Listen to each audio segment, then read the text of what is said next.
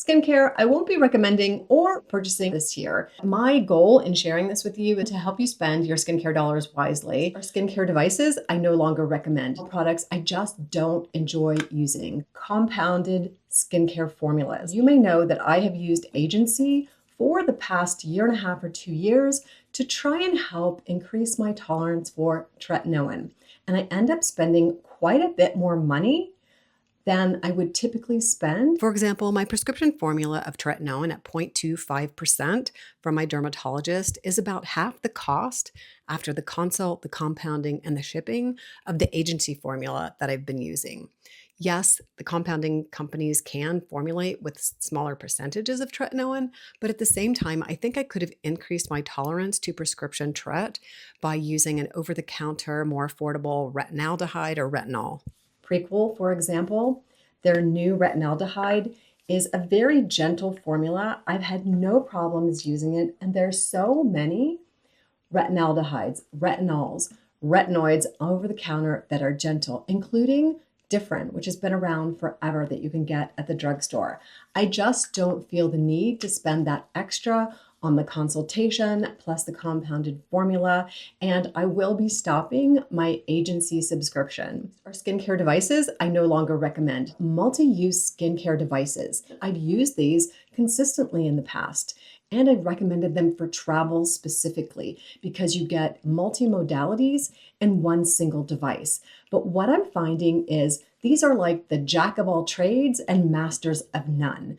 I'm not really getting the full benefits of red light therapy or microcurrent because the device is trying to do too many things. What I am going to do during travel now is bring one device, the one device that I can stick to, whether it's LED or microcurrent, that I know I can stick to given the time constraints of my travel and that I know is giving me the right power and the right dose to actually make changes in my skin. Next is a category of products that you've probably seen slowly dwindle away on my channel, skincare solids, either in bar form, in stick form, or in solid serums.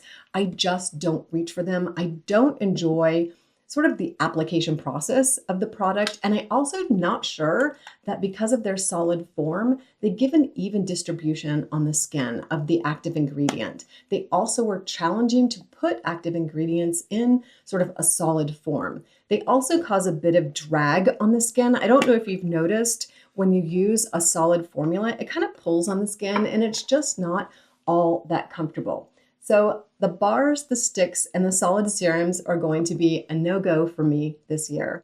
A skincare tool that I've slowly eliminated from my personal skincare routine are jade rollers and gua sha stones. Now, I have received these as gifts in the past, and I have done gua sha practice, and I also have done lymphatic drainage practice. I honestly find that just using your hands, if you would like to do a lymphatic drainage routine, works just as well as the gua sha stone. Now, if you love the ritual of using a jade roller or a gua sha stone and it's part of your relaxation routine, then that's probably something different. There's much to be said about having a relaxing routine that you enjoy that helps calm the mind. I just don't find the use of a gua sha tool or a jade roller any different than doing a hand lymphatic drainage routine or using my microcurrent device as microcurrent and lymphatic drainage at the same time.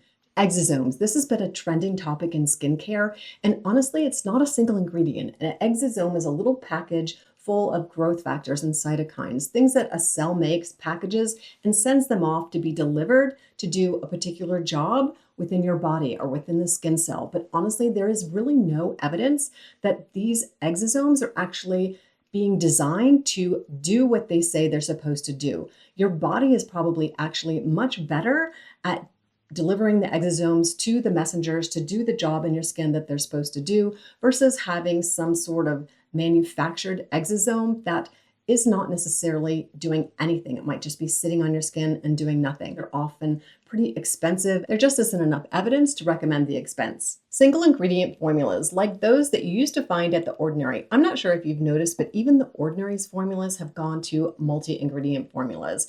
You cannot pick up one formula without having another active ingredient in it. This is their Volufiline. I'm going to be testing this for you, but honestly, single ingredient formulas are definitely out because you end up buying 3 different ones where you could have purchased one formula with maybe 3 ingredients that you wanted to test. So I still might recommend them if there's like a single ingredient formula and you're not sure your skin would agree with that particular ingredient. You might find some value in it, but mostly the multi-ingredient formulas are what you want to go for. You'll save money, you'll save steps in your skincare routine.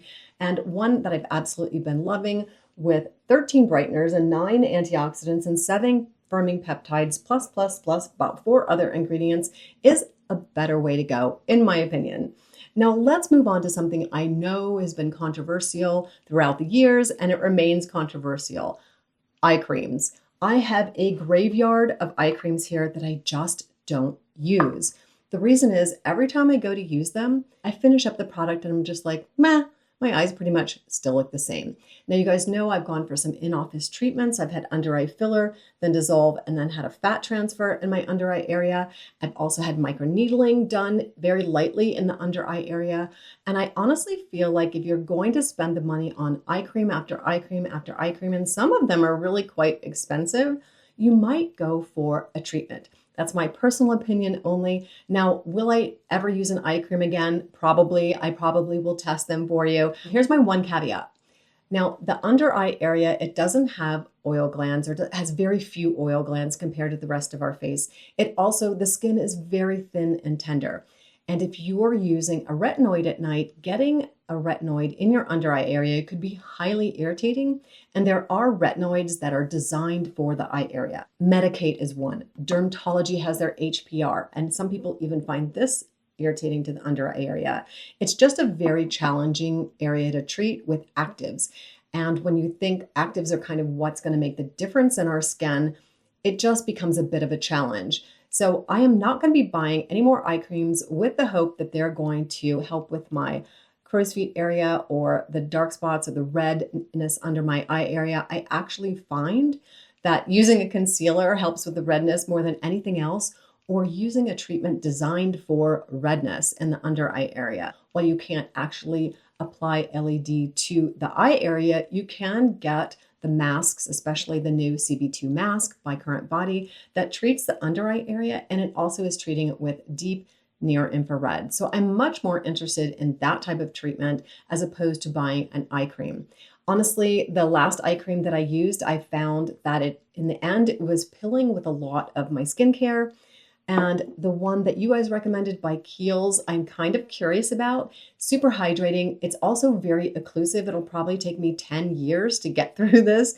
There's so much in here, and you just need the teensy weensiest amount. Like I said, this is probably going to last me 2 or 3 years, and I won't even need an eye cream. Another caveat for the under eye area, if you want to use an eye cream and it's not one of the prescription formulas that you've been given or something active, is to use a forever under eye mask.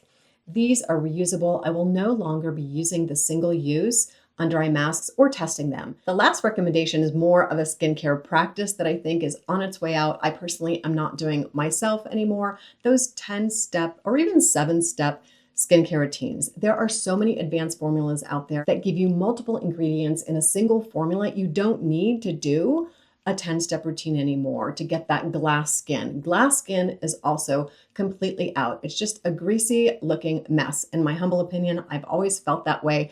Glass skin isn't really very attractive in the real world. What you want is moisturized skin, skin that looks smooth and healthy. If you feel differently, I would love to know. Put your comments down below. A lot of what I've talked about today is going to be somewhat controversial, and I totally understand that. And I think it would be great to have a conversation down in the comments.